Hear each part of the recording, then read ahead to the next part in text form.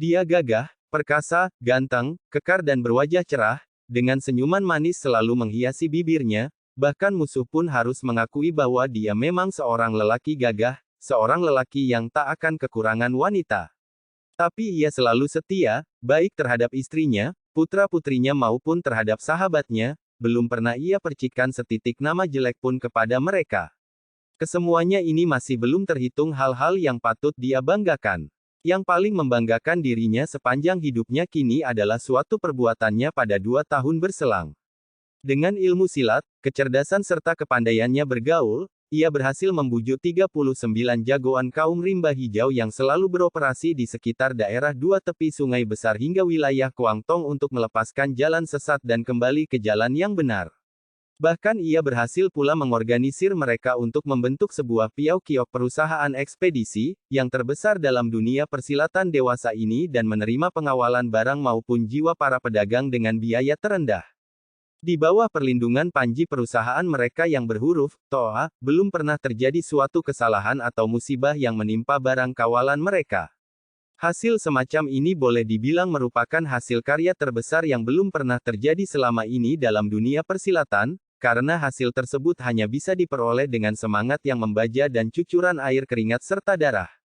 Kini, Suma Caukun baru berusia 36 tahun, tapi lambat laun ia sudah berubah menjadi perlambang bagi umat persilatan, lambang seorang pendekar yang tak pernah terkalahkan. Hanya dia pribadi dan Cho Tang Lai yang mengerti, dengan cara apakah kedudukan tersebut berhasil mereka ciptakan. Ketika secawan arak habis diteguk, Cho Tang Lai telah merenungkan sekali lagi semua rencananya yang matang tentang upacara besar yang akan berlangsung malam nanti. Arak ini diteguknya amat lambat, tapi jalan pemikirannya berputar dengan cepat. Hari ini adalah hari pertama Suma Caukun membuka pintu menerima murid, ditinjau dari segi manapun peristiwa tersebut boleh dibilang merupakan suatu peristiwa besar yang amat menggemparkan dunia persilatan. Yang paling mengejutkan adalah murid yang akan diterima Suma Caukun kali ini ternyata orang itu bukan lain adalah Nyo Qian yang belum sebulan berselang mengkhianati Hiong Sai Tong di Tongqiu. Hiong Sai Tong merupakan satu-satunya organisasi di antara 40 aliran di utara yang tidak bergabung dengan Suma Caukun, tapi justru merupakan organisasi dengan pengaruh yang terbesar dan kemampuan yang terhebat. Sebetulnya Nyo Qian termasuk salah satu di antara 4 panglima utama yang paling disayang oleh Chu Tongcu dari Hiong Sai Tong. Siapapun tak pernah menyangka kalau Nyo Qian bakal mengkhianati Hiong Sai Tong, tapi setiap orang tahu, keesokan harinya sepeninggal Nyo Qian, pihak Hiong Sai Tong yang dipimpin ketuanya Chu Bong telah menyebar bulim tiap surat undangan persilatan sambil menyatakan sikap. Barang siapa berani menampung Nyo Qian, entah dia perguruan atau partai manapun, maka ia akan dianggap sebagai musuh besar Hiong Sai Tong, serta akan menerima pembalasan yang paling keji dari pihak Hiong Sai Tong. Sekarang bukan saja Suma Caukun telah menampung Nyo Qian, bahkan secara terang-terangan menerimanya sebagai murid kepala. Pihak Hiong Sai Tong memang tidak menggabungkan diri ke dalam kelompok biro ekspedisi yang dipimpin Suma Caukun, akan tetapi mereka pun tak pernah bermusuhan secara langsung atau mengganggu barang kawalan mereka. Si singa jantan Chu Bong termasuk seorang manusia yang licik berakal bulus, keji, tak berperasaan dan sukar dihadapi, lagi pula yang diucapkan selalu dilaksanakan. Bila ia pernah berkata akan menghadapi seseorang dengan cara apapun, maka siasat busuk atau perangkap keji yang berbentuk apapun dapat dipergunakan olehnya. Untuk mencapai tujuannya itu, biar dia mesti menukarnya dengan 3.800 butir kepala anggota Hiong Sai Tong pun ia tak segan-segan untuk melakukannya. Perempuan yang paling disayang dan paling dihormati sepanjang hidupnya bersama adalah Hoa Wu. Hoa Wu selain cantik, tariannya pun sangat indah. Ti Kim Ling, seorang tokoh silat yang mengerti menikmati perempuan di dunia saat itu tak mampu berkata sepatah kata pun setelah menyaksikan tarian dari Hoa Wu, jauh sebelum dia tewas di ujung senjata kaitan Li Piat Koan. Ketika orang lain bertanya bagaimana perasaannya, lewat lama kemudian ia baru menghela napas seraya menjawab, aku tak bisa memberi komentar apa-apa, belum pernah kuduga kalau dari tubuh manusia biasa bisa kujumpai sepasang kaki yang begitu indah. Aku sendiri pun belum pernah melihatnya. Setiap umat persilatan yakin dan percaya dalam keadaan dan situasi seperti apapun, Chu Bong tak akan melepaskan Nyo Qian dengan begitu saja. Walaupun untuk sementara ini ia belum berani mengusik Suma Chao Kun, tapi yang pasti Nyokian pasti akan berusaha dilenyapkannya lebih dulu. Namun berbeda sekali dengan jalan pemikiran Cho Tang Lai. Ia percaya dan yakin, dalam keadaan dan situasi apapun, kali ini jangan harap Chu Bong bisa mengusik Nyokian barang seujung rambut pun. Ia yakin akan hal ini. Upacara kebesaran yang diselenggarakan kali ini terbuka untuk umum, setiap orang yang menerima surat undangan dipersilahkan langsung masuk ke ruang dalam serta menjadi tamu agungnya Suma Chao Kun. Sebaliknya bagi mereka yang tidak menerima surat undangan, mereka pun boleh memasuki halaman dan menonton keramaian dari luar ruang utama. Di antara anggota-anggota Hyong Sai Tong, banyak terdapat juga jago-jago tangguh yang sudah berpengalaman luas dalam berbagai pertempuran. Pembunuh-pembunuh bayaran yang bisa membunuh orang di bawah pengawasan yang ketat pun tak sedikit jumlahnya. Orang-orang semacam ini bisa jadi akan berdatangan pula ke sana malam itu, membaurkan diri di antara orang banyak dan menunggu datangnya kesempatan baik untuk membunuh Nyokian. Dalam pelaksanaan upacara kebesaran tersebut tentu saja kesempatan semacam ini tak akan banyak. Tapi Cho Tang Lai percaya, upacara masih dapat diselenggarakan dengan lancar dan sukses. Nyokian tetap tidak akan menderita cedera barang sedikit pun. Karena ia telah memperhatikan setiap situasi yang mungkin bisa dihadapi, ia pun sudah memperhitungkan kemungkinan-kemungkinan yang bakal diambil pihak lawan termasuk orang-orang yang mungkin dikirim untuk membunuh Nyokian. Orang-orang yang dicurigai hampir boleh dibilang sudah berada di bawah pengawasannya yang ketat. Gara-gara persoalan ini, dia sudah menggerakkan 186 orang jago kelas 1 dari 39 Piao-Kiok perusahaan ekspedisi pimpinannya. Setiap jago yang diturunkan dalam peristiwa ini berkemampuan untuk menghadapi 28 orang jago lawan. Cho Tang Lai membagi mereka menjadi 8 kelompok, setiap kelompok mampu untuk menghadapi satu arah. Tapi di antaranya terdapat satu kelompok yang dibentuk secara khusus dengan orang-orang pilihan hanya untuk dipersiapkan menghadapi 3 orang saja. Siapakah ketiga orang itu? Pagi tadi Suma Chao Kun telah mengajukan pertanyaan ini kepada Cho Tang Lai. Mengapa kau persiapkan satu kelompok manusia untuk menghadapi mereka? Cho Tang Lai cukup menyebutkan nama dari 2 orang untuk menjawab pertanyaan tersebut. Sebab di antara ketiga ini terdapat Han Chiang dan Boki ayam kayu. Waktu itu Suma Chao Kun sedang sarapan. Dia adalah seorang lelaki yang bertubuh kekar, hanya hidangan yang kaya akan gizi dapat menunjang kekuatan tubuhnya. Menu sarapannya hari ini adalah sepotong daging sapi yang tidak berbobot 3 kati ditambah 10 butir telur dan sejumlah besar sari buah. Daging sapi itu dipanggang dengan arang, di atasnya dibubuhi kecap dan bumbu secukupnya. Daging panggang yang amat lezat. Menu seperti ini termasuk salah satu menu kegemarannya, namun setelah mendengar kedua nama yang disebut Cho Tang Lai barusan, ia segera meletakkan kembali pisau lengkung buatan Persia yang sedang dipakai untuk memotong daging itu dan mengawasi wajah Cho Tang Lai dengan sorot mata setajam sembilu. Han Chiang dan Boki pun telah datang. Benar, dahulu kau pernah bersua dengan kedua orang ini. Belum, sahut Cho Tang Lai hambar, aku yakin belum pernah ada orang yang pernah bersua dengan mereka. Nama besar mereka hampir diketahui sebagian besar orang persilatan, tapi amat jarang yang pernah bersua dengan kedua orang itu. Han Chiang seperti juga Nyokian, termasuk panglima-panglima kesayangan pihak Chu Bong si singa jantan, ia merupakan orang yang paling dipercaya, tapi terhitung pula manusia yang paling berbahaya. Chu Bong jarang sekali membiarkan mereka meninggalkan sisi tubuhnya. Boki, si ayam kayu, jauh lebih berbahaya ketimbang Han Chiang. Ia tak punya rumah kediaman yang pasti, juga tidak mempunyai cara hidup yang tetap, oleh sebab itu siapapun tak dapat menemukan dirinya. Tapi seandainya ada orang membutuhkannya dan ia pun beranggapan dirinya membutuhkan orang ini, maka dia akan muncul secara tiba-tiba di hadapan orang itu. Yang ia butuhkan biasanya adalah intan permata dan emas murni dalam jumlah besar dari orang lain. Sebaliknya yang dibutuhkan orang lain dari dirinya biasanya adalah pisau terbang berantai emas serta 2 bilah goloknya yang tak pernah berpisah dari tangannya. Sebilah golok panjang dan sebilah golok pendek. Bila dia sedang menggorok leher orang dengan goloknya, maka ini akan dilakukan sama hafalnya dengan seorang petani sedang mengarit rumput atau ilalang. Bila dia sedang menjerat leher orang dengan tali, maka hal tersebut akan dilakukan seluas seorang lelaki romantis yang sedang menghadiahkan kalung mata rantai ke atas leher kekasihnya. Tentu saja semua perbuatannya itu membutuhkan imbalan jasa. Bila imbalan yang kau tawarkan tidak dapat memuaskan hatinya, biar kau berlutut sambil memohon kepadanya, tak nanti dia akan membunuh seekor semut pun bagimu. Barang siapa menghendaki jasanya, maka dia harus membayar dulu sejumlah balas jasa yang dapat memuaskan hatinya. Kecuali satu orang karena sepanjang hidupnya Boki pernah berhutang budi kepadanya. Orang inilah yang tak lain adalah Cubong si singa jantan. Pisau lengkung bertatahkan batu pualam sudah diletakkan kembali ke baki kayu, mata pisau masih ternoda oleh minyak daging yang tebal. Suma Caukun menyeka mata pisau tersebut dengan secarik handuk hingga bersih dan berkilat, lalu dia baru bertanya kepada Cho Tang Lai. Kau belum pernah bertemu dengan mereka, dari mana kau bisa tahu bahwa mereka telah datang? Aku tahu, sahut Cho Tang Lai hambar, karena aku tahu, oleh sebab itu aku tahu. Jawaban apa ini? Pada hakikatnya jawaban semacam ini tak bisa dianggap sebuah jawaban, siapapun tak akan merasa puas oleh jawaban semacam itu. Tapi justru Suma Caukun merasa puas sekali.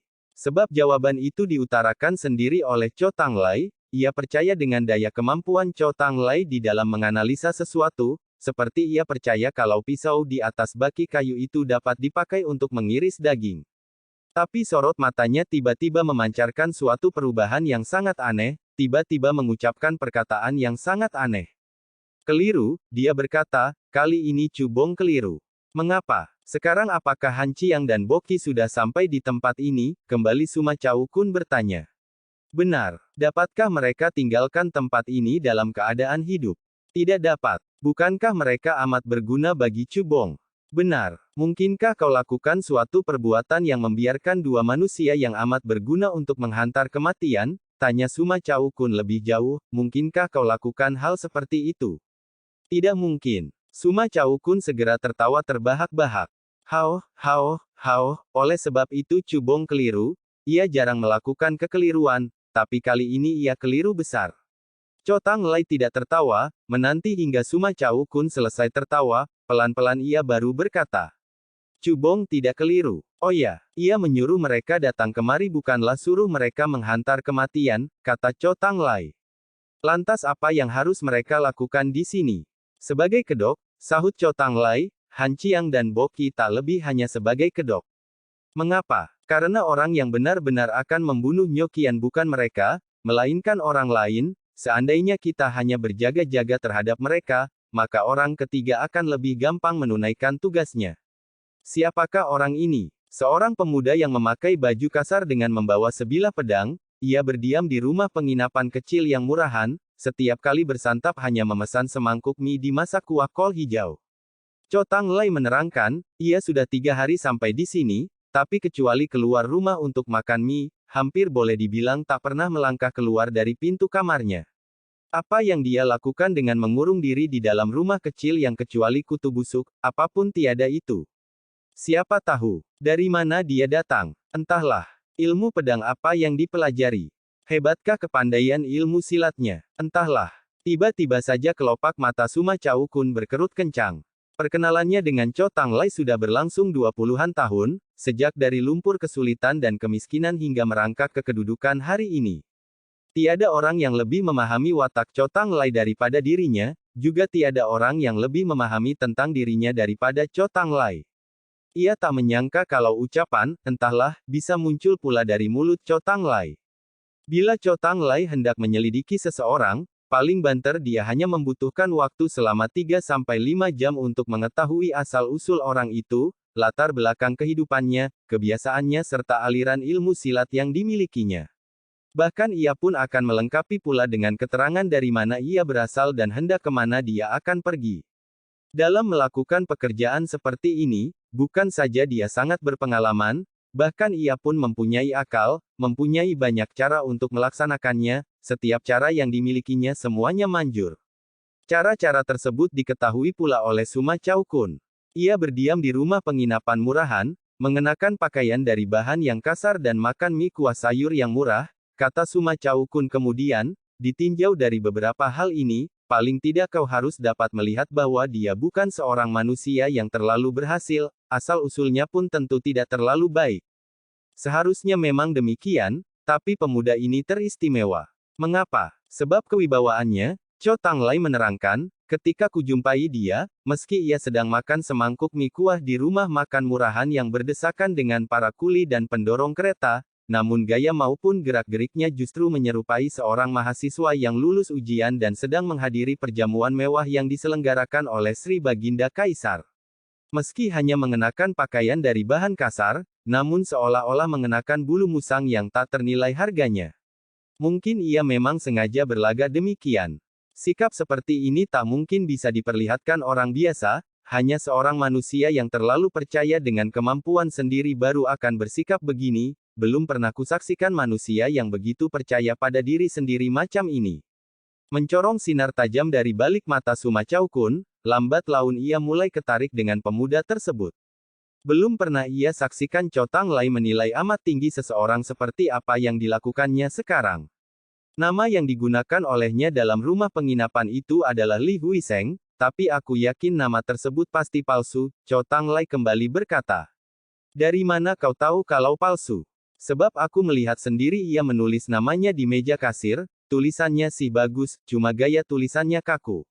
Bagi seseorang yang pandai menulis, mustahil dia akan menulis namanya dengan gaya tulisan yang kaku. Dengan dialek dari mana ia berbicara? Aku belum pernah berbicara dengannya, tapi sudah kutanyakan hal ini kepada pemilik rumah penginapan itu. Apa dia bilang? Dahulu ia pernah menjadi seorang Siang Cujiu dari suatu Piao-kiok biro ekspedisi, banyak tempat yang telah ia kunjungi dan ia menguasai 7-8 macam dialek, tapi ia tak dapat mendengar dari manakah asal dari tamu Seli ini. Mengapa? Sebab Li Xiansheng ini pun pandai menggunakan 7-8 macam dialek, bahkan setiap macam dialek yang dikuasainya tidak lebih jelek darinya. Bagaimana dengan pakaian yang dikenakannya? Seringkali dari pakaian yang dikenakan seseorang pun dapat dilihat banyak keterangan. Bahan yang dipakai untuk membuat pakaian berbeda, meski sama kain belacu, jenisnya pun sangat banyak, pemintalan setiap daerah berbeda-beda, hasil kapas tiap daerah pun tak sama. Untuk membedakan dalam hal ini, Cho Tanglai pun terhitung seorang ahli. Aku percaya kau pasti sudah melihat pakaiannya, apa yang berhasil kau lihat? Tanya Suma Chao Kun. Apapun tak berhasil kulihat, kata Cho Tanglai, belum pernah kulihat kain belacu jenis tersebut, bahkan dengan benang apakah pakaiannya dijahit pun sama sekali tidak ku ketahui. Kemudian setelah berhenti sejenak, dia melanjutkan. Aku percaya kain itu pasti hasil pemintalannya sendiri, pakaian itu pun jahitannya sendiri, bahkan kapas yang dipakai sebagai bahan pun ditanam di suatu tempat yang istimewa, mungkin kita berdua belum pernah berkunjung ke tempat tersebut. Mereka turun ke arena dunia persilatan bersama-sama, menjelajahi kolong langit bersama-sama, tempat yang pernah dikunjungi Cho Tanglai tentu pernah dikunjungi pula oleh Suma Chao Kun. Sambil tertawa getir Suma Chao Kun berkata, kalau kita saja tak pernah berkunjung ke situ, mungkin orang yang pernah berkunjung ke situ tak akan terlalu banyak. Aku pun tidak melihat pedangnya, Cho Tanglai kembali berkata, pedangnya selalu terbungkus di balik kain tebal, bungkusan itu selalu dibawa kemanapun dia pergi. Samakah bahan kain yang dipakai untuk membungkus pedangnya itu dengan bahan pakaiannya? Sama 100%. Tiba-tiba Suma Chao Kun tertawa. Tampaknya Li Xiansheng memang seorang manusia aneh, seandainya ia berniat membunuhku, suasana pada malam nanti pasti akan bertambah meriah. Senja baru saja menjelang tiba. Ruangan sebuah warung makan kecil penuh diliputi bau harum minyak babi cah sawi, bau busuk keringat para penghela kereta serta bau pedas arak, selada dan cabai yang bercampur aduk menjadi satu menciptakan semacam bau yang aneh. Xiao Ko menyukai bau semacam ini. Ia menyukai bau harum pohon dan dedaunan di puncak bukit yang terhembus angin dingin, namun dia pun menggemari bau-bauan semacam ini. Ia suka kelembutan dan keagungan para sastrawan, seniman dan orang-orang kenamaan, tapi dia pun menyukai bau busuk para pekerja kasar yang berpenghasilan kecil, bau lagi kasar ini. Pokoknya ia menyukai makhluk yang bernama manusia.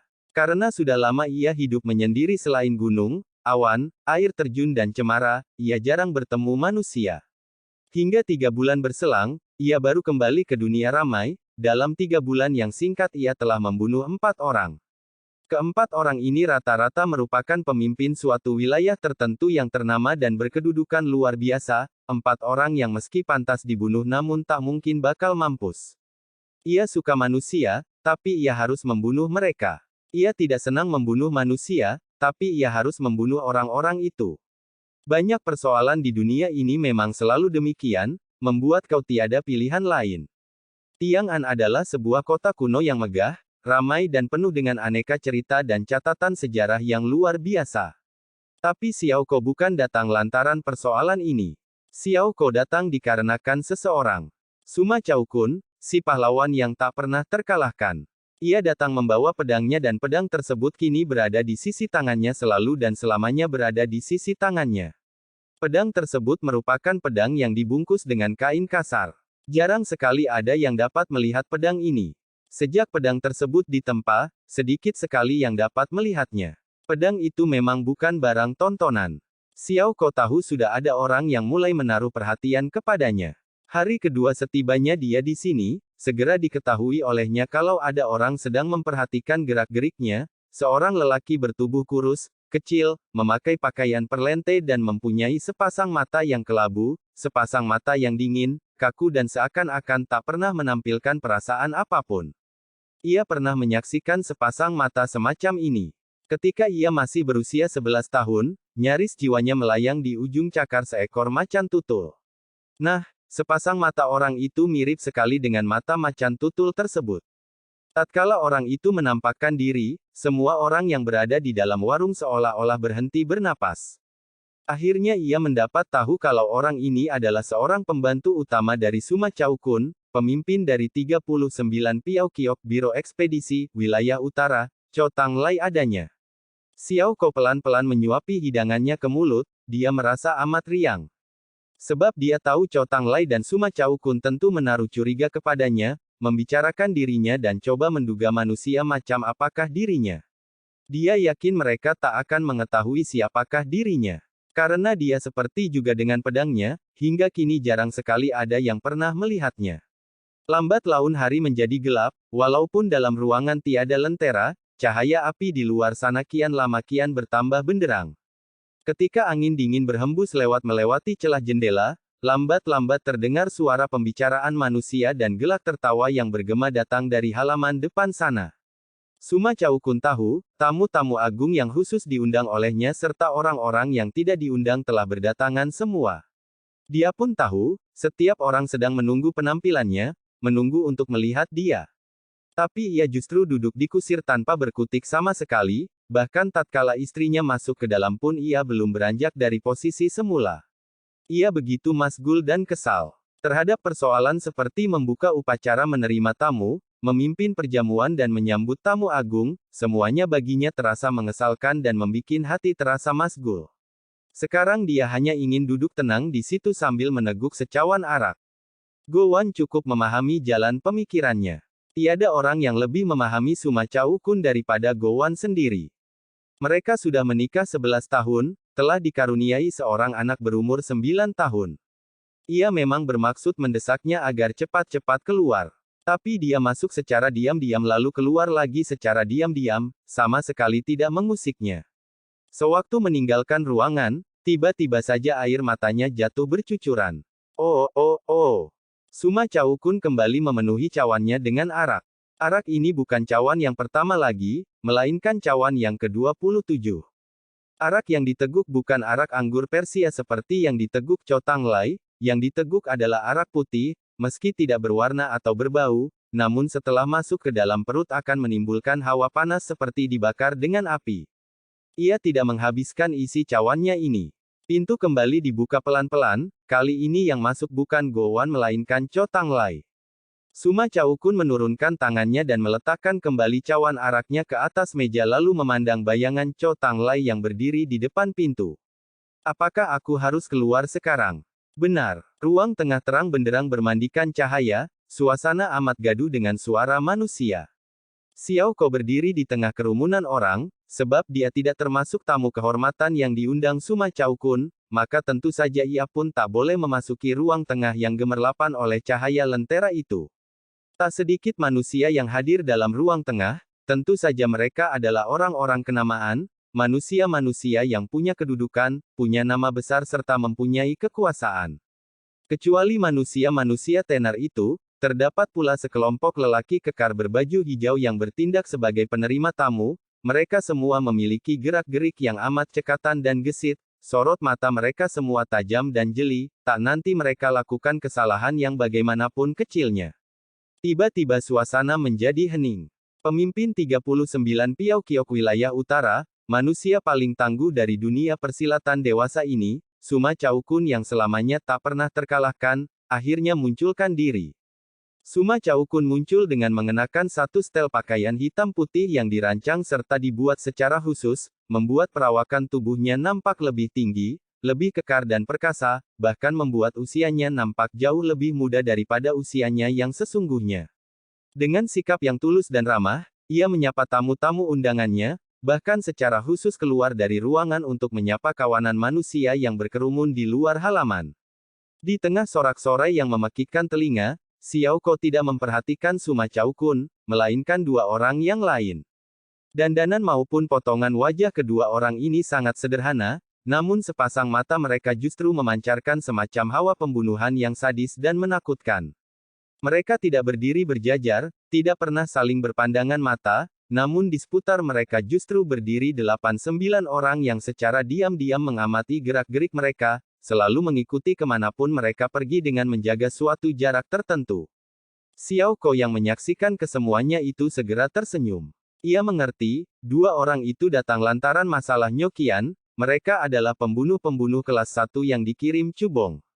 Ia pun mengerti, Suma Chaokun dan Cho Tanglai tentu menganggapnya sealiran dengan kedua orang ini, sebab ia menyaksikan di sekelilingnya pun ada orang yang sedang mengamatinya, bahkan orang yang mengamati gerak-geriknya kian lama kian bertambah banyak. Tak disangkal lagi Cho Tanglai pasti menganggap dia sebagai manusia yang paling berbahaya. Tapi kali ini Cho Tanglai salah menduga, demikian Xiao Ko berpikir sambil tersenyum, percuma saja ia mengutus orang untuk menguntitku, sebab cara seperti ini hanya membuang tenaga dengan percuma. Dua batang lilin raksasa yang berada di atas meja besar di tengah ruangan telah disulut. Suma Chaokun telah duduk pula di kursi kebesarannya yang berlapiskan kulit harimau. Di depan kursi terlihat permadani merah, di atas permadani tampak pula bantal untuk berlutut. Upacara besar segera akan dimulai. Dua manusia bermata hawa pembunuhan telah makin maju ke depan, tentu saja orang-orang yang menguntit mereka pun ikut menggeserkan langkah masing-masing, tangan mereka telah merogoh ke dalam saku bersiap sedia. Benda yang disembunyikan dalam saku mereka tentu saja senjata-senjata pembunuh. Asal kedua orang itu menunjukkan sesuatu gerakan, maka dalam waktu singkat orang-orang itu pasti akan mengeluarkan senjata pembunuh mereka dan melancarkan serangan yang mematikan. Tapi Xiao Ko yakin, kedua orang ini tak akan berhasil. Pasti ada orang ketiga di sekitar sana, dan orang itulah pembunuh yang sebenarnya dipersiapkan untuk menghabisi nyawa Nyokian. Ternyata jalan pemikiran Xiao Ko sejalan dengan jalan pemikiran Cho Tanglai, hanya bedanya adalah Xiao Ko tahu kalau orang tersebut bukan dirinya. Lalu siapakah orang itu? Mendadak kelopak mata Xiao Ko mengerut kencang. Mendadak ia melihat seseorang yang tak mungkin akan menarik perhatian orang lain menyelinap di antara kerumunan orang banyak. Xiao Ko menaruh perhatian kepada orang ini, karena orang ini membawa sebuah peti yang aneh. Sebuah kotak yang sederhana, biasa dan tak mungkin akan memancing perhatian orang lain. Dia ingin memandang wajah orang itu, namun orang itu tak pernah berpaling ke arahnya. Dia ingin menyelinap ke sana namun gerombolan manusia mendesak pula ke depan, sebab tokoh dari upacara kali ini sudah berjalan masuk ke dalam ruangan. Paras muka Nyokian nampak pucat dan lemah, namun sekulum senyuman masih menghiasi wajahnya. Dia masuk ke dalam ruangan dikelilingi 6 orang manusia. Xiao Ko tidak kenal siapakah ke-6 orang itu, tapi bagi mereka yang sering berkelana dalam dunia persilatan, sedikit sekali yang tidak kenal mereka, sebab di antaranya bukan saja merupakan jagoan lihai yang sudah lama termasyhur di bidang Piao Kiok, bahkan perampok ulung yang pernah malang melintang di jalan raya Kuanlok, imbauan Tian Awan memenuhi angkasa pun terdapat di antara mereka. Di bawah perlindungan 6 jago lihai semacam ini, siapakah yang mampu melukai Nyo Tian? Nyokian telah berada di atas permadani, berjalan ke depan kasur yang khusus disediakan sebagai tempat untuk menghormati bakal gurunya. Pada saat itulah dari arah halaman mulai terjadi kegaduhan. Di dalam waktu singkat ada 20 orang yang roboh terjungkal, mengucurkan darah dan roboh binasa ke atas tanah. Jeritan kaget, bentakan nyaring segera berkumandang memecahkan keheningan. Orang-orang yang roboh binasa bukan anak buah Cho Tang Lai, sebagian besar malahan orang-orang yang tidak berdosa. Rencana ini memang sudah dirundingkan Han Chiang dan Bo Qi secara cermat.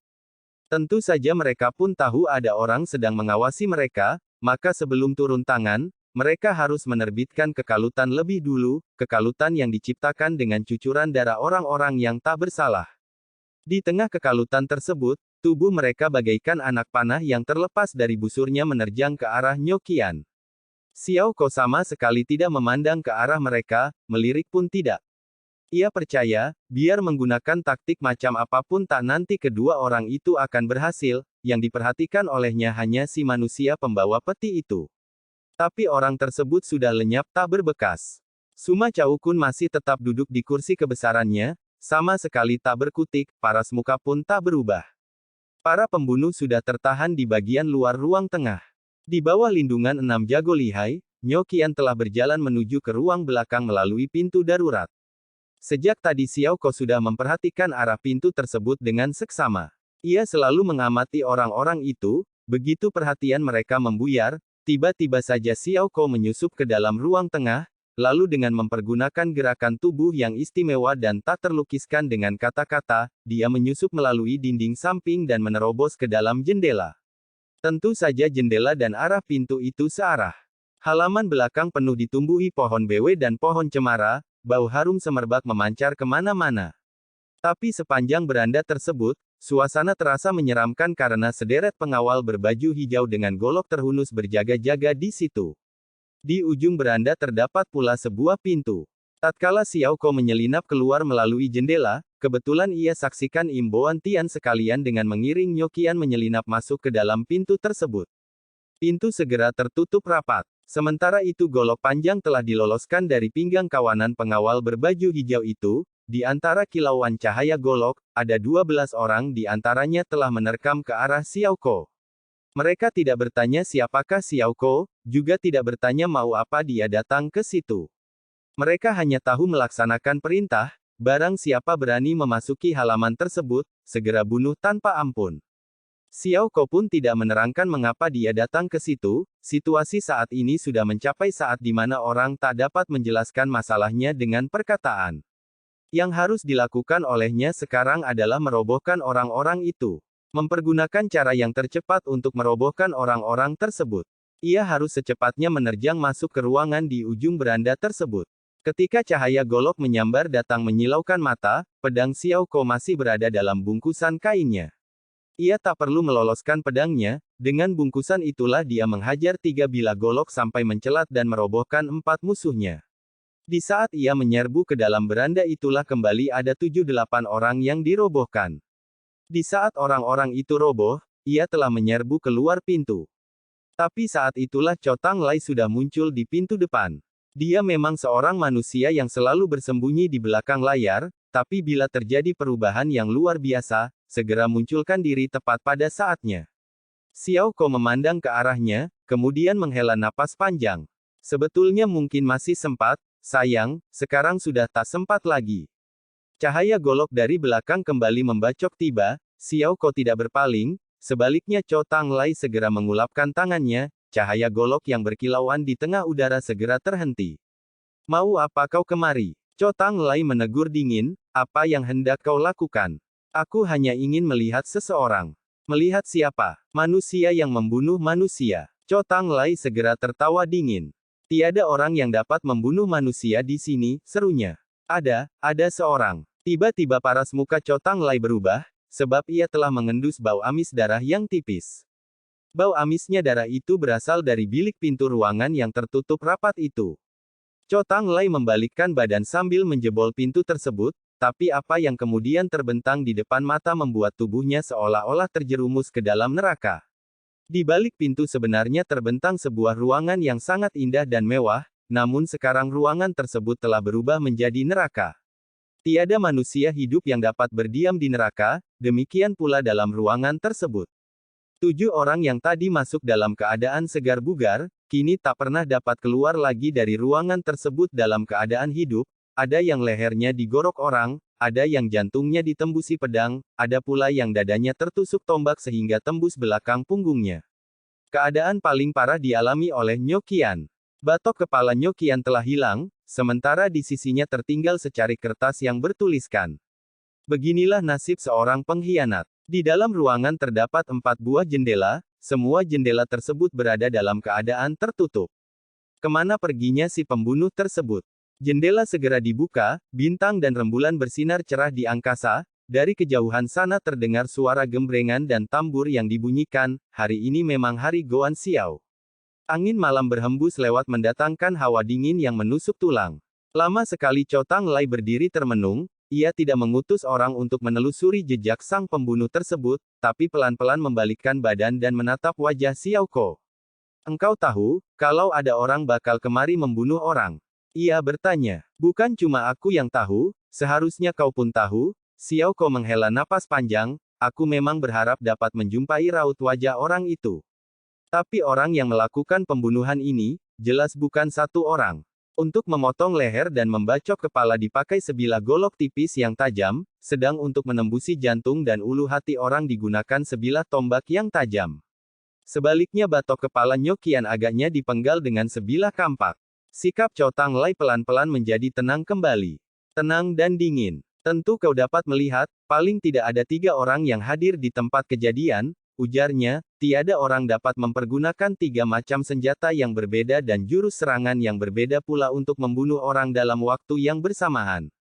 Ada, jawab Xiao Ko penuh keyakinan, ada seseorang. Kau anggap di dunia ini benar-benar terdapat manusia semacam ini. Dapat membunuh 7 orang jago lihai pada saat yang bersamaan dengan mempergunakan 3 macam senjata. Benar. Jawaban Xiao Ko sangat meyakinkan, mungkin tiada orang kedua di dunia ini yang bisa berbuat demikian, tapi yang jelas tentu ada satu orang.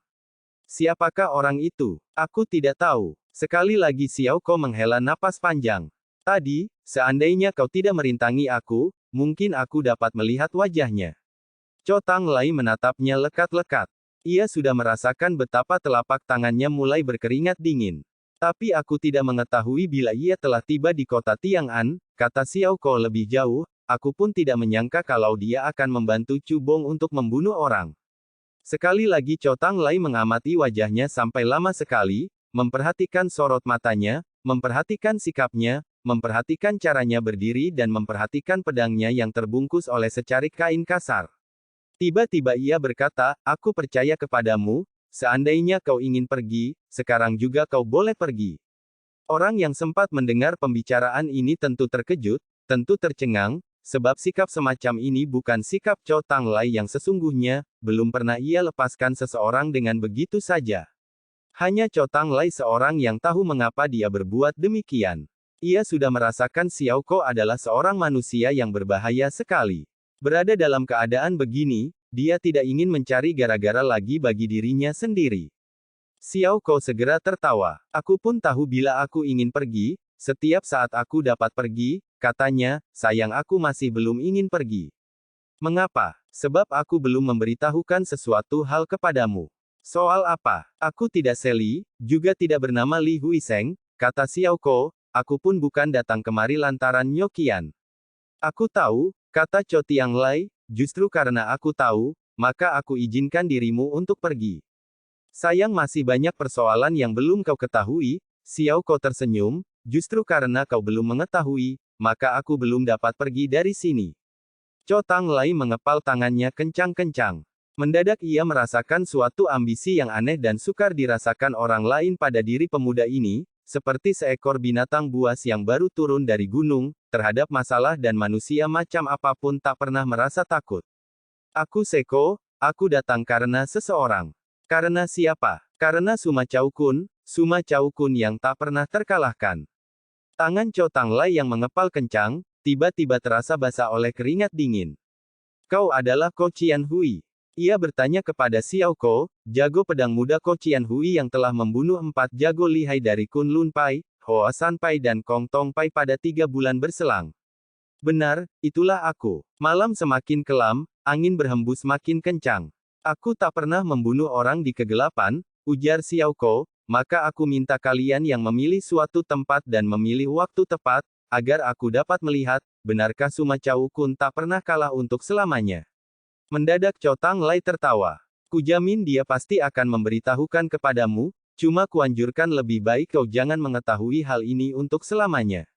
Jalan raya yang panjang gemerlapan oleh aneka cahaya lentera. Berbagai macam manusia, bercorak ragam lentera, bertebaran di mana-mana, namun Xiao Kou seolah-olah tidak melihatnya. Cho Tang Lai telah berjanji kepadanya, dalam sebulan mendatang pasti akan memberi jawaban kepadanya, bahkan menjamin akan mengadakan suatu pertarungan yang adil baginya dengan Suma Chao Kun. Sebenarnya ia datang karena persoalan itu, tapi sekarang dia seperti tidak terlalu memperhatikan akan hal ini. Yang dipikirkan olehnya sekarang hanya seorang manusia dengan sebuah peti. Manusia macam apakah orang ini? Berapa banyak senjata menakutkan yang terdapat di balik peti itu? Waktu itu memang terdapat seseorang yang membawa sebuah peti, sedang berjalan keluar dari kota Tiang'an, menelusuri jalan yang sepi dan menentang angin malam yang dingin. Bab 2. Sebuah batok kepala manusia. Angin berhembus amat kencang, bunga salju berhamburan melapisi permukaan tanah. Dari kejauhan sana tampak seekor kuda dilarikan kencang-kencang menembusi badai salju dan menerobos masuk ke kota Anghoaki, 160 li di bagian barat daya kota Tiang'an. Malam Goan Xiao telah lewat, hari libur yang penuh kegembiraan pun sudah berakhir. Sebuah lentera warna-warni bergulingan di atas lapisan salju, dimainkan angin yang kencang, lalu diseret ke balik selokan yang telah membeku menjadi salju. Meski masih nampak indah dan cerah, namun tiada orang yang memperhatikannya lagi, seperti seorang perempuan yang telah ditiduri semalam, lalu dicampakkan keesokan harinya. Penunggang kuda itu menghentikan perjalanannya di luar kota, mengikat kudanya pada sebatang pohon dan melepaskan pakaiannya yang indah dan mahal harganya untuk ditukar dengan seperangkat pakaian berwarna biru. Dari atas pelana, dia menurunkan sebuah karung goni, mengeluarkan sebuah payung dan sepasang sepatu berpaku. Ia kenakan sepatu berpaku itu, mengembangkan payungnya dan menjinjing buntalan karung goni itu, dandanannya sekarang tak jauh berbeda dengan kebanyakan orang dusun yang lain. Kemudian ia baru beranjak dan menelusuri permukaan salju menuju kota Anghoaki. Di balik karung goninya itu tersimpan suatu rahasia besar yang akan menggetarkan seluruh kolong langit, sedang di hati kecilnya tersembunyi suatu rahasia besar yang akan menggetarkan jagat, di kolong langit hanya dia seorang yang mengetahui rahasia tersebut. Ia datang ke situ, karena dia harus menyerahkan barang yang berada di dalam karung goni itu kepada seseorang di rumah pelacuran kota Anghoaki. Tapi apakah isi karung goni itu? Benda tersebut harus diserahkan kepada siapa? Seandainya ada orang yang mengetahui rahasia ini, tidak sampai beberapa saat, orang tersebut sudah akan dicincang hancur hingga berkeping-keping. Orang tua, anak istri serta sanak keluarganya tak sampai hari ketiga pun akan dibantai pula sampai ludas. Untung saja rahasia semacam ini tak akan pernah bocor untuk selamanya, karena selama dia sendiri tidak membocorkannya, tak mungkin orang lain akan tahu. Sebab siapapun tidak mengira kalau si singa jantan Cubong akan meninggalkan markas besarnya yang berpenjagaan ketat di Lok yang pada saat seperti ini dan seorang diri memasuki wilayah kekuasaan Suma Chao Kun. Bahkan Cho Tang Lai yang berotak cerdas dan berakal banyak pun tak pernah mengira kalau ia berani datang menyerempet bahaya. Kota Anghoaki terhitung sebuah kota kecil yang tidak begitu ramai. Dalam kota tersebut hanya terdapat sebuah rumah pelacuran yang buruk sekali keadaannya. Cubong sambil bertelanjang dada duduk di atas kursi, ia meneguk arak dengan cawan besar dan didampingi 7-8 orang perempuan penghibur. Setiap kali ada yang meneguk secawan arak, ia segera mengiringi pula dengan secawan arak. Takaran minum orang ini memang hebat, meski 43 cawan besar arak sudah berpindah ke dalam perutnya, paras mukanya sama sekali tidak berubah. Tentu saja keadaan seperti ini akan mengejutkan semua orang yang melihatnya. Lelaki kekar bercambang lebat ini seakan-akan terdiri dari baja saja, sehingga usus dan lambungnya pun seolah-olah terbuat dari besi baja. Kali ini giliran siapa? Terdengar Cubong berseru sambil memenuhi cawannya dengan arak, siapa yang akan beradu denganku? Tentu saja tak seorang pun yang berani melayani tantangannya, Bahkan si pelacur yang termasyhur sebagai Toa Hai Kang atau Gentong Samudra pun tak berani banyak berbicara lagi. Biasanya, tamu yang sudah mabuk akan bersikap lebih royal, sedang meloloh tamu dengan arak justru merupakan kepandaian andalan dari pelacur-pelacur tersebut. Tapi orang ini, si Gentong Samudra bercerita kemudian kepada orang lain, pada hakikatnya dia bukan manusia, dia adalah gentong arak tanpa alas. Cubong tertawa terbahak-bahak, sekaligus dia meneguk habis 3 cawan arak, kemudian tiba-tiba saja ia membanting mangkuknya ke atas tanah hingga hancur berantakan. Kemudian dengan sepasang matanya yang bulat besar dan memancarkan cahaya setajam sembilu, dia awasi si pelayan yang baru masuk ke dalam ruangan dan berlutut dengan ketakutan itu. Apakah dari luar sana ada yang datang? Ia menegur. Benar. Apakah datang mencariku? Benar. Suara sang pelayan kedengaran makin gemetar, dia adalah seorang manusia dengan nama yang sangat aneh. Siapa namanya? Ia bernama si Sepatu Paku. Cubong segera bertepuk tangan keras-keras. Bocah keparat, akhirnya kau datang juga. Ayo cepat suruh dia menggelinding masuk. Si Sepatu Paku melepaskan dulu sepatu berpaku yang dikenakan olehnya, lalu dia baru menjinjing bungkusan karung goni itu dan memasuki ruangan yang dihangatkan dengan membakar tahi kuda. Baru saja dia melangkah masuk, tahu-tahu karung goni di tangannya sudah direbut orang dan dituang isinya. Sebuah benda segera menggelinding keluar dari karung tersebut dan menggelinding ke sisi pembaringan. Ternyata benda tersebut tak lain adalah sebutir batok kepala manusia. Suasana segera menjadi gempar, para nona ketakutan setengah mati, sementara sang pelayan sampai terkencing-kencing di celana. Sebaliknya Cubong malah tertawa terbahak-bahak. Rupanya aku memang tidak salah menilai dirimu, kau masih mampu melakukan tugas bagiku, sekembalinya dari sini nanti, ku tanggung kuhadiahkan 2 istri muda untukmu. Tiba-tiba gelak tertawanya terhenti, sambil menatap tajam wajah si Sepatu Paku, tanyanya dengan suara dalam, apakah ia tidak berpesan apa-apa kepadamu? Tidak, sahut si Sepatu Paku, aku hanya melihat tangannya seperti menjinjing sebuah peti, bagaimanakah bentuk wajahnya boleh dibilang sama sekali tak kulihat. Mendadak dari balik mata Cubong yang tajam memancar keluar sinar yang sangat aneh, kemudian ia menghela napas panjang, gumamnya, sekarang kau sudah tidak berhutang apapun lagi kepadaku, aku hanya berharap lain kali kau masih teringat untuk menengokku dan menemaniku meneguk beberapa cawan arak. Tentu saja perkataan semacam ini bukan ditujukan kepada si Sepatu Paku, helaan napas pun bukan termasuk suatu kebiasaannya. Maka dia tertawa terbahak-bahak kembali, serunya lebih jauh, Cotang Lai, wahai Cotang Lai, orang lain mengatakan kau adalah Cukat Liang, tapi siapa yang menduga kalau aku dapat bercokol dalam sarang anjingmu semalaman suntuk tanpa kau ketahui. Cara kerja Tongcu memang selamanya hebat dan tak bisa diduga orang, bagaimana mungkin orang Seco itu dapat menduganya. Si Sepatu Paku menundukkan kepalanya rendah-rendah, tapi ia pasti telah menduga kalau batok kepala Nyokian tentu akan dikirim ke kota Lokyang, maka dia pun pasti sudah memasang mata-matanya di sekitar tempat ini. Kentut busuk. Cubong melotot besar, jika ia tak pernah menyangka kalau aku berada di sini, mungkinkah dia akan mengalihkan kekuatannya kemari? Tidak mungkin. Mungkinkah dia akan datang bersama Suma Chao Kun? Tidak mungkin. Oleh sebab itu, orang yang dikirimnya paling-paling adalah manusia yang jenggot pun belum tumbuh, sudah pasti kaum anak iblis yang baru lahir, Cubong menegaskan, sudah kuduga yang dikirim kemari kalau bukan si Kwik Chung, sudah pasti Sun Tong. Benar, memang begitulah kira-kira. Sepatu Paku menundukkan kepalanya, sebab ia tak boleh memperlihatkan rasa takut yang sudah memancar keluar dari balik matanya itu kepada Cubong. Mendadak ia menemukan bahwa si manusia yang kasar dan penuh dengan jenggot ini, bukan saja jauh lebih pandai daripada orang lain, bahkan lebih menakutkan daripada siapapun. Mendadak Cubong melompat bangun, ia berdiri tegak bagaikan raksasa di situ, kemudian serunya keras-keras kepada para nona dan pelayan yang masih terkencing-kencing di tempat, sekarang, apakah kalian sudah tahu siapakah aku? Tak seorang pun menjawab, tak seorang manusia pun berani menjawab pertanyaan itu. Aku Cutoaya. Cubong menunjuk ke ujung hidung sendiri, akulah musuh bebuyutan dari Suma Chao Kun. Mendadak dia melompat keluar, menyambar sebuah mangkuk bak dan sebatang pit, kemudian dengan tinta yang tebal dia mencoretkan pitnya di atas dinding ruangan yang putih bersih dengan beberapa buah tulisan. Lok Yang Tai Hiap Cubong pernah berpesiar kemari. Selesai menuliskan huruf-huruf segede gajah itu, Cubong mendongakkan kepalanya dan tertawa terbahak-bahak. Aku telah berkunjung kemari dan sekarang harus pulang, kemudian sambil menepuk bahu si sepatu paku, terusnya, mari kita pulang bersama-sama, coba kita saksikan siapa yang mampu menghalangi perjalanan pulang kita. Sun Tong sebenarnya tidak seharusnya bernama Sun Tong. Ia lebih pantas kalau disebut Sun Tang.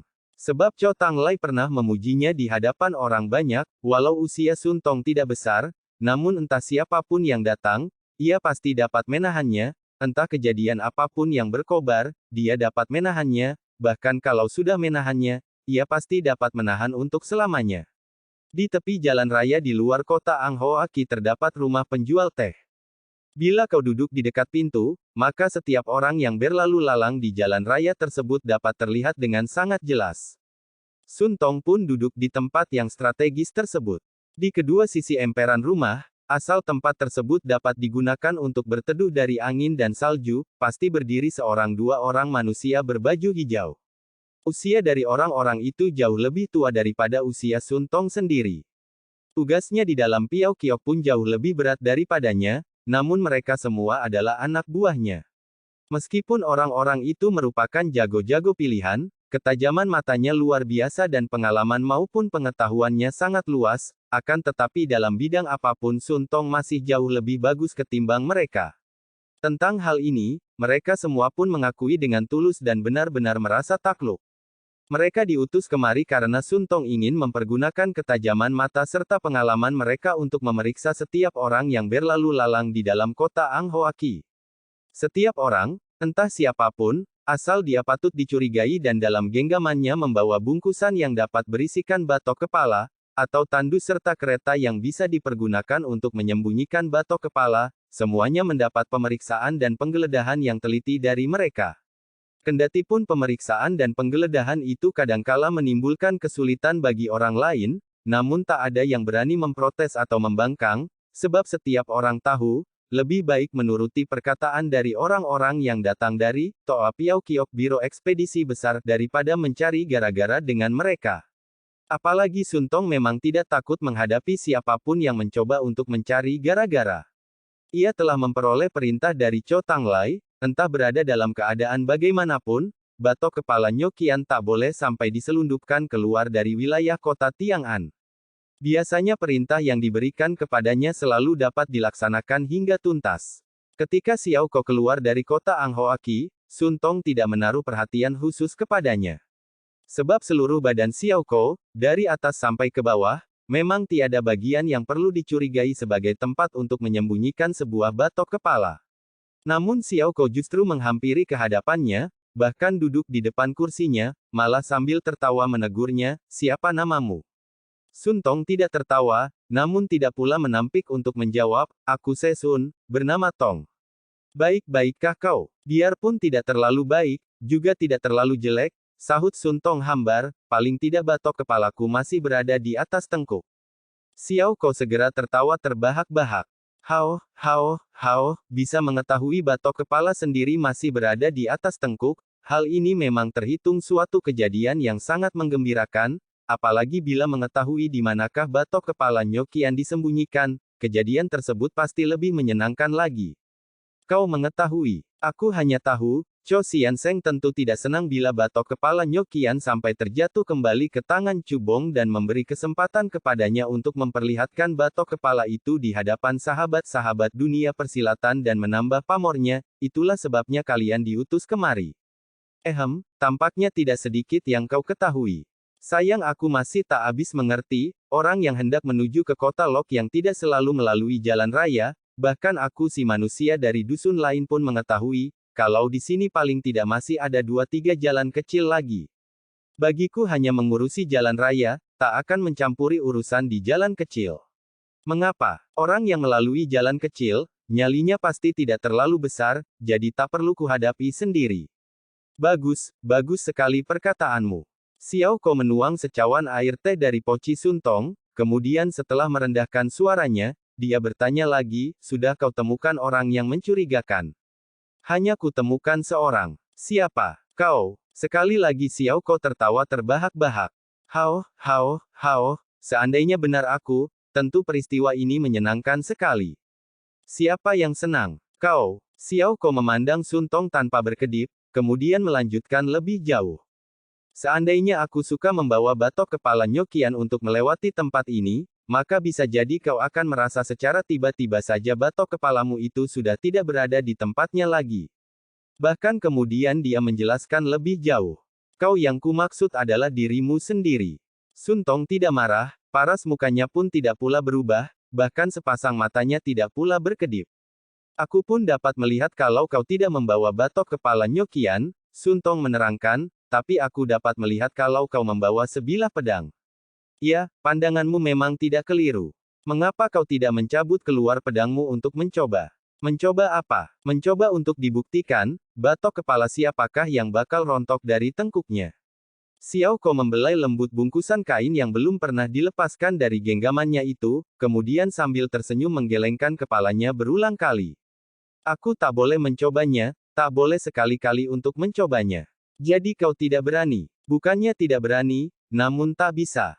Mengapa? Sebab, pedangku ini bukan dipersiapkan untuk menghadapi kau, kemudian dengan nada yang amat sungkan, Xiao Ko melanjutkan, sebab kau belum pantas untuk menghadapinya. Paras muka Sun Tong belum juga berubah, namun matanya tiba-tiba saja diliputi oleh selapis cahaya merah. Banyak sekali manusia yang menunjukkan gejala demikian bila mereka telah bersiap untuk membunuh orang. Tangannya sudah diluruskan ke bawah, menggenggam gagang pedangnya yang diletakkan di atas kursi. Xiao Ko sendiri malah sudah bangkit berdiri, membalikkan badan dan siap berlalu dari situ. Bila dia ingin turun tangan, tiada orang yang bisa menghalangi niatnya, namun apabila dia tidak ingin turun tangan, tiada orang pula yang bisa memaksanya. Tapi sebelum ia berjalan keluar dari tempat tersebut, mendadak terdengar suara derap kaki kuda yang sangat ramai. Di balik suara derap kaki kuda itu terselip pula suara langkah kaki manusia yang sangat aneh, hanya manusia yang berjalan di atas salju dengan mengenakan sepatu paku saja yang bisa menimbulkan suara langkah kaki seperti ini. Belum lagi kedua jenis suara yang berbeda itu bisa didengar dengan jelas, terlihat seekor kuda dipacu kencang-kencang melewati jalan raya di depan warung. Penunggangnya adalah seorang manusia bercambang dan mengenakan baju dari kulit kambing yang kencang, bagian dadanya dibiarkan terbuka. Walaupun angin salju menerpa dadanya yang telanjang bagaikan tusukan pedang dan sayatan golok, namun ia sama sekali tidak menggubris. Di belakangnya mengikuti seseorang yang mengenakan sepatu paku, tangannya yang satu menarik ekor kuda, sedang tangan yang lain membawa sebatang bambu, di ujung bambu tergantung sebuah bungkusan kain besar. Sambil berlarian mengikuti di belakang kuda tersebut, ia berteriak tiada hentinya, batok kepala Nyokian berada di sini, inilah akhir dari seorang pengkhianat. Sementara teriakan bergema, orang yang berada di atas kuda pun tertawa terbahak-bahak tiada hentinya, gelak tertawanya seperti auman singa, membuat salju yang berlapis di atas emper rumah berguguran ke atas tanah. Tentu saja Xiao Ko mengurungkan niatnya untuk berlalu dari tempat itu. Biarpun dia belum pernah bersua dengan Cubong, namun sekilas pandangan saja ia sudah tahu kalau orang ini adalah Cubong. Selain si singa jantan Cubong, siapa lagi yang berani bergaya seperti ini? Dia pun tidak menyangka kalau Cubong akan munculkan diri secara tiba-tiba di situ, namun dia pun berharap Sun Tong bisa membiarkan mereka lewat. Sebab ia sudah melihat kalau Cubong membawa sebilah golok raksasa berpunggung emas dalam genggamannya. Golok raksasa itu panjangnya 4,9 inci, punggung goloknya sangat tebal, tapi mata golok lebih tipis daripada selembar kertas. Sun Tong masih terlampau muda. Xiao Ko benar-benar tak ingin membiarkan seorang pemuda semacam dia tewas tercincang di depan derapan kaki kuda. Sayang sekali Sun Tong telah melompat keluar, dia melejit keluar sambil membawa serentetan cahaya pedang yang berkilauan. Dari belakang meja, dia langsung melayang keluar seperti seekor burung, cahaya pedangnya yang membias seperti biang lala, langsung menusuk ke tenggorokan Cubong di atas kuda. Serangan ini ibaratnya taruhan terakhir bagi seorang penjudi, karena selembar nyawa sendiri pun turut dijadikan taruhan. Karenanya serangan tersebut harus mematikan, harus menimbulkan korban, kalau bukan nyawa lawan, tentulah nyawa sendiri. Cubong tertawa seram. Hao, bocah muda, kau memang bernyali.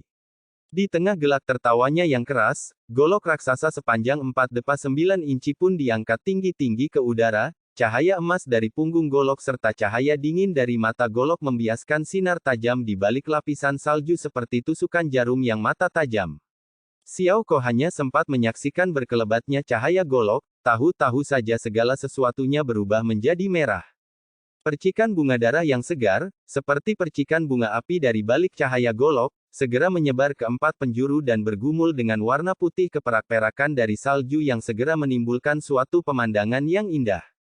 Tiada orang yang bisa melukiskan keindahan tersebut, karena indahnya indah yang keji, indah yang mengenaskan dan memilukan hati.